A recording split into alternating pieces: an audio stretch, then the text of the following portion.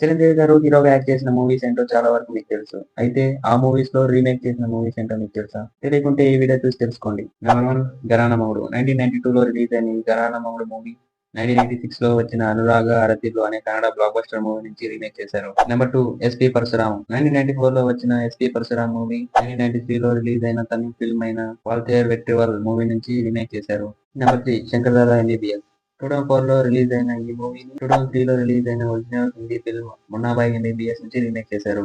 Number 4 Shankar Dada Zindabad. Shankar Dada MBBS మూవీకి sequel గా వచ్చిన ఈ మూవీ సేమ్ అదే మున్నాబాయ్ ఎంబీబీఎస్ కి సీక్వెల్ గా వచ్చిన లగేరఫ్ మున్నాబాయ్ అనే మూవీకి రీమేక్ అనమాట. నెంబర్ 5 ఠాగూర్. 2003లో రిలీజ్ అయిన ఠాగూర్ మూవీ ఒరిజినల్ గా తమిళ ఫిల్మ్ అయిన రమణ అనే మూవీ నుంచి రీమేక్ చేశారు. ఈ వీడియోకి పార్ట్ 2 కావాలంటే కమెంట్ చేయండి.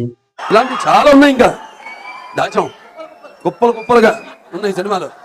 అలాగే ఛానల్ సబ్స్క్రైబ్ చేసుకోవడం మాత్రం మర్చిపోకండి.